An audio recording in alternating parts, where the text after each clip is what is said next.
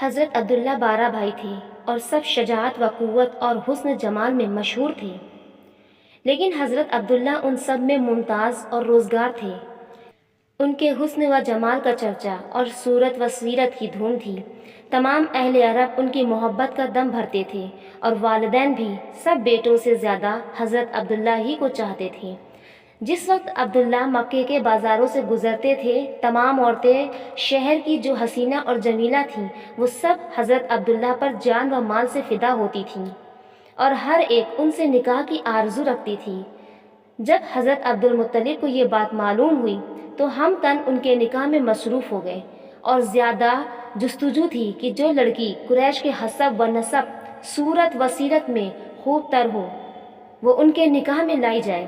چنانچہ وہب زہری کی لڑکی بی بی آمنہ خاتون صورت اور سیرت میں لاشانی اور آثار سعادت ان کی نورانی چہرے سے آیا تھی۔ اہل تحقیق لکھتے ہیں کہ اللہ پاک نے اس وقت یہ انتظام اور اہتمام فرمایا کہ مکے میں جتنے مرد تھے ان میں سے حضرت عبداللہ کو، اور جتنی لڑکیاں تھیں ان میں سے بی بی آمنہ کو انتخاب فرمایا تھا کہ یہی دونوں میرے محبوب کے ماں باپ بنے۔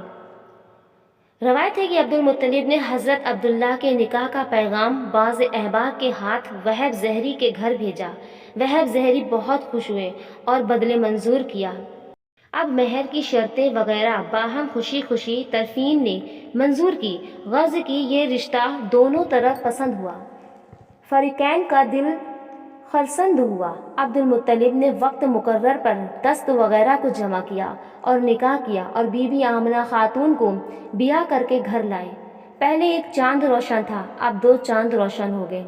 لکھا ہے کہ عبداللہ کے ماں باپ کبھی اپنے بیٹے کو صورت دیکھتے تھے اور کبھی اپنی بہو کو دیکھ کر خدا کا شکر بجا لاتے تھے کہ خدا نے جیسا بیٹا عطا کیا تھا ویسی ہی بہو عنایت کی ہے۔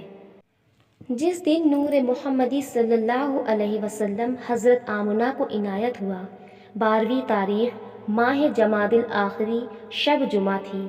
اس شب کو جو نور محمدی صلی اللہ علیہ وسلم نے شرف بزرگی کی بخشا، وہ بے انتہا ہے۔ اللہ پاک نے طرح طرح کے خیر و برکت اہل عالم پر نازل فرمائی۔ شب قدر سے اس شب کو بہتر سمجھو اور افضل جانو تو زیبا ہے۔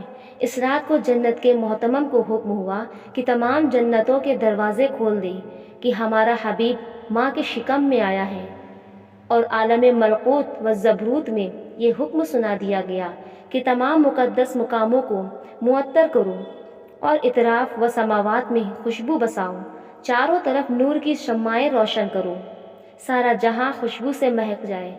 عرش و کرسی یہ خوشخبری سن کر مارے خوشی کے جھومنے لگے اور فرشتوں میں مبارکباد ہونے لگی۔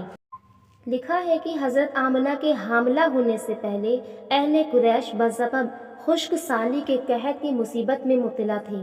تمام درخت سوکھ گئے تھے، سبز تک زمین پر نہ دکھائی دیتا تھا، سب آدمی اور جانور دبلے ہو گئے تھے، پریشانی ہی پریشانی تھی۔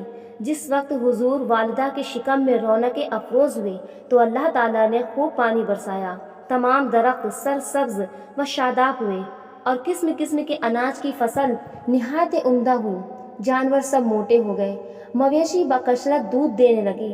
اس سال چین اور آرام اہل عرب کو ہوا کہ اس برس کا نام سنت الفروح و البتہاج یعنی فرحت و خوشی کا سن، غرض کہ اس وقت عجب بہار تھی۔